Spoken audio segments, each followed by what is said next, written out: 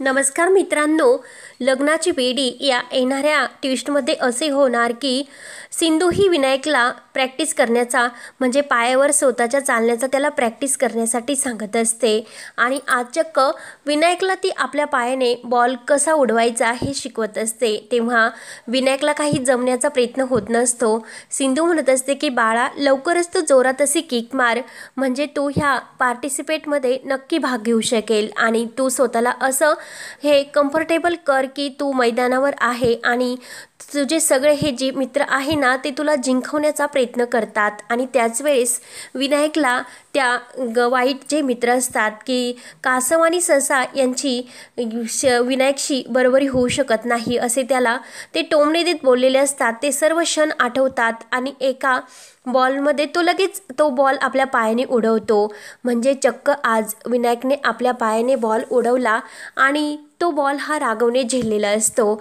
तर राघवला ते बघून खूपच आनंद होतो आणि मधुसुरवा हे सुद्धा बघत असते। राघव लगेच विनायकला खूप प्रेमाने मिठी मारतो आणि विनायक, आज तर खरंच तू प्रयत्न करून दाखवला।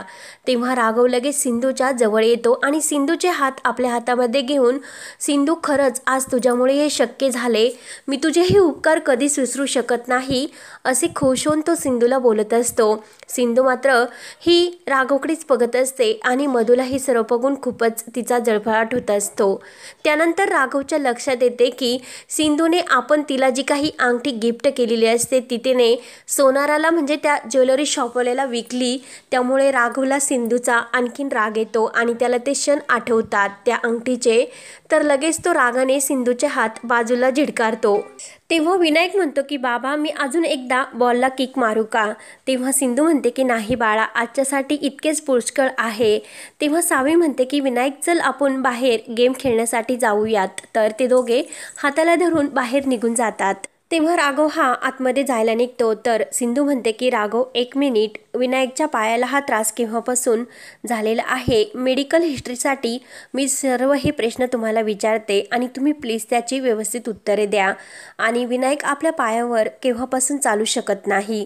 तेव्हा राघव म्हणतो की लहानपणापासून। आणि तो स्वतःच्या पायावर केव्हा चालायला शिकला? तेव्हा राघव म्हणतो की लहानपणापासून त्याला ब्रेसेस घालूनच चालावे लागते, स्वतःच्या पायावर तो कधीही चालू शकला नाही। तेव्हा सिंधू म्हणते की यापुढे जर काही मला प्रश्न विचारावेसे वाटले की विनायकच्या उपचाराबद्दल आणि त्या पायाच्या त्रासाबद्दल, तर ते तुम्ही मला व्यवस्थित उत्तर द्या। त्यानंतर इकडे विनायक आणि सावी रूममध्ये आलेले असतात। तर सावीने एक खूप छान असा ड्रेस ठेवलेला असतो। तेव्हा लगेच विनायक विचारतो की सावी, हा ड्रेस तू कशासाठी ठेवला इतका स्पेशल? तेव्हा सावी म्हणत असते की हा ड्रेस माझ्यासाठी स्पेशल आहे, ज्या दिवशी मला माझे बाबा भेटतील त्या दिवशी मी हा ड्रेस घालणार, ड्रेसच खूप सुंदर असतो। तेव्हा लगेच विनायक म्हणत असतो की आमच्या घरामध्ये आईचा म्हणजे माझ्या मम्माचा बर्थडे आहे आणि त्या पार्टीसाठी तू नक्की हा ड्रेस घालू नये। तर सावी म्हणते की मी दुसरा ड्रेस घालीन पण हा नाही, कारण जेव्हा बाबा मला भेटतील ना तेव्हा हा ड्रेस मला त्यांच्या समोर घालायचा। तेव्हा विनायक म्हणतो की ठीक आहे। तर राघव आणि विनायक आपल्या रूममध्ये जायला निघतात। तर ते निघून गेल्यानंतर लगेच सिंधू म्हणत असते की सावी बाळा, आता खेळून झाले, त्यामुळे तू आता अभ्यास कर, मी तोपर्यंत माझा ऑनलाईन जॉब आहे ना तो मी शोधते आणि ऑनलाईन मीटिंगसुद्धा मला आहे त्या मी कव्हर करते।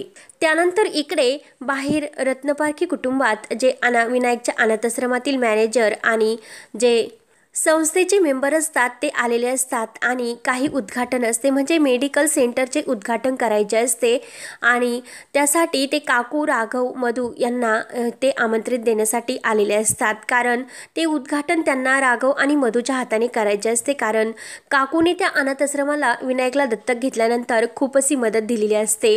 तेव्हा काकूंचे आभार मानण्यासाठी त्यांनी काकू आणि इतर घरातील सर्वांना आश्रमात बोलवलेले असतात। तर लगेच इकडे अन्वी तर ही काकूला म्हणत असते की मला आता काही पुस्तकं घ्यायची, त्यामुळे पैशाची गरज आहे।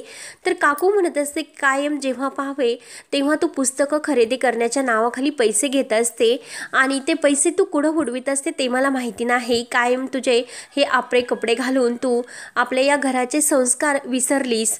तेव्हा तुला असे या घरात वागता येणार नाही, नाहीतर मी तुला यापुढे पैसे देणार नाही.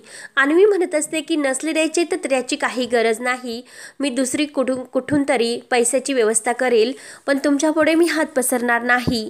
तेव्हा अन्वी रागाने निघून जाते आणि ते सर्व अनाथाश्रमातील लोक हे अन्वीकडे बघत असतात. त्यानंतर मधू ही तयार होते आणि काकूला म्हणत असते की काकू तुम्ही तयार झाला का? राघव आणि विनायक तयार होऊन येतच असतील, आपल्याला लवकरच निघायचे, आश्रमातील लोक आपली वाट बघत असतील.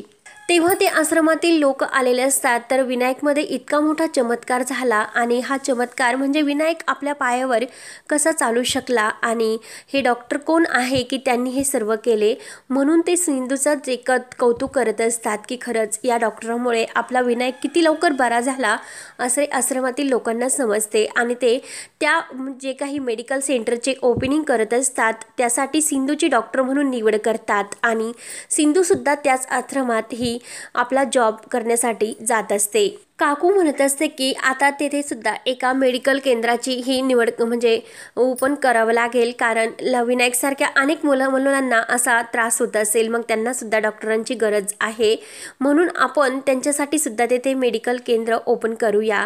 तेव्हा मात्र सिंधू तेथे आलेले असते, राघव काकू आणि मधूसुद्धा तेथे आलेले असतात. तर लगेच तेव्हा सर्वजण आश्रमात आलेले असतात. तर मॅनेजर साहेब विचारतात की तुम्ही सर्वजण आला त्यामुळे आता आपण उद्घाटन करून घेऊयात. तर राघव विचारतो जे मेडिकल सेंटर ओपनिंग केलं त्यासाठी तुम्ही डॉक्टर म्हणून कोणाची निवड केली? तेव्हा लगेच ते मॅनेजर सांगत असतात की डॉक्टर सिंधू, कारण विनायकमध्ये जो काही बदल झाला आणि चमत्कार तो बघून आम्हाला असे वाटते की अनेक आश्रमातील मुलांच्या तब्येतीसुद्धा ह्या सिंधू डॉक्टर ह्या सुधारणा करू शकतील आणि इतक्या चांगल्या डॉक्टर असताना दुसऱ्या डॉक्टरांची काही गरज नाही, म्हणून हा जॉब आम्ही त्यांना दिला आणि त्या म्हणजे पगारसुद्धा घेणार नाही आणि लहान मुलांची सेवा त्या करणार आहेत. तेव्हा मात्र काकू म्हणत असते की तुम्ही यांची निवड का केली आणि कुणाला विचारून केली? तेव्हा ते मॅनेजर म्हणत असतात की विनायकमधील जो चमत्कार आहे ते बघून आम्ही त्यांची निवड केली. तर लगेच काकू म्हणत असते की आमचा विनायकला इलाज करून घेण्यासाठी एक म्हणजे नाईलाज होता, परंतु तुमचा काय असा नाईलाज होता म्हणून तुम्ही त्यांची निवड केली? तेव्हा काकू ही सिंधूला वाटेल ते टोमणे देत असते आणि सिंधूला तर वाईट वाटते आणि सिंधू लगेच तेथून तो जॉब सोडून तेथून जायला निघते.